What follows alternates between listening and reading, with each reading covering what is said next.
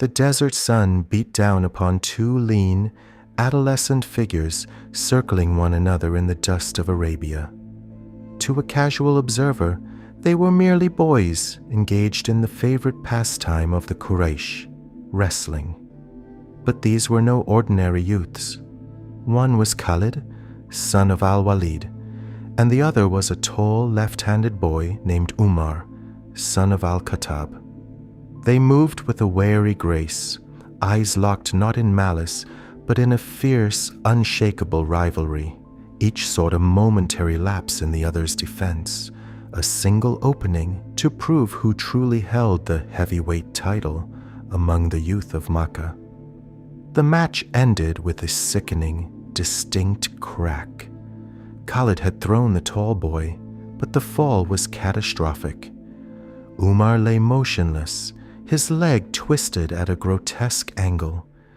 Khalid stared in horror at his friend and kinsman, the reality of the injury momentarily shattering the sporting heat of the moment. It was a pivotal encounter. Though the bone would heal and the two would remain lifelong companions, this early clash set the tone for their future. Both were men of immense strength and forceful intellect, yet both lacked the soft edges of patience or tact.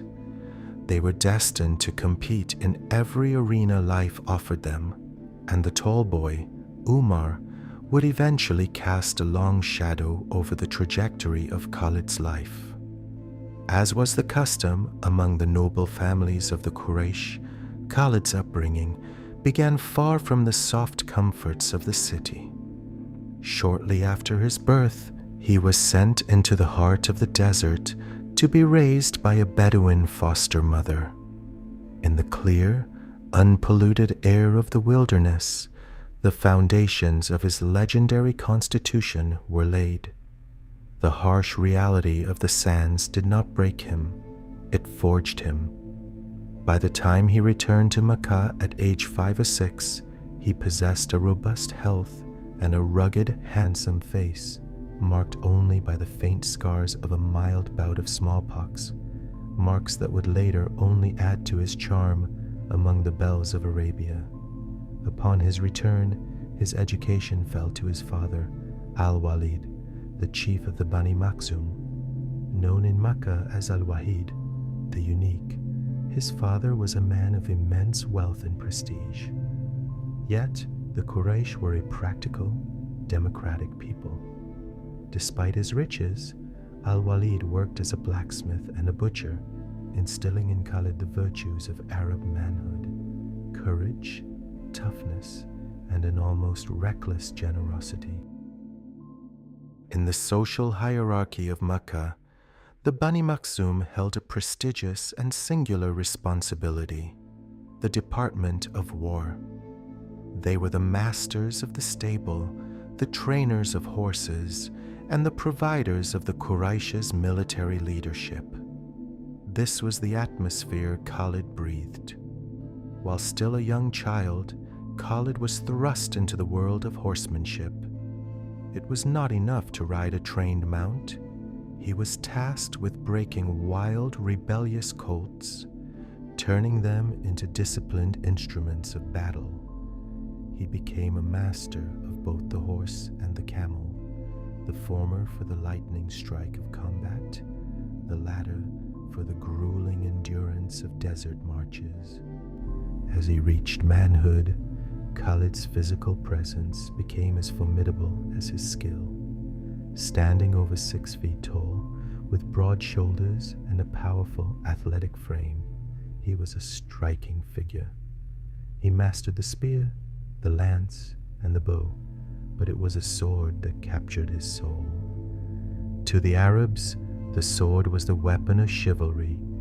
It required one to stand within arm's reach of death, where survival was dictated solely by strength and reflex.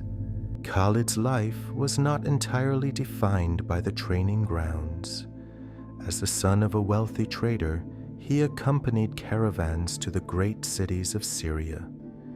These journeys expanded his world beyond the dunes of the Hijaz, bringing him into contact with the Romans of the Byzantine Empire, Persians from Ctesiphon, and the Christian Arabs of the Ghassan.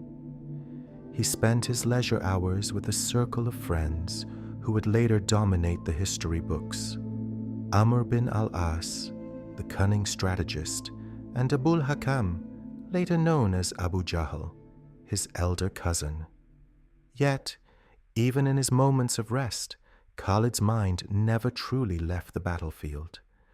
Under his father's tutelage, he studied the art of the raid, the importance of speed, the necessity of surprise, and the brutal efficiency of the pursuit.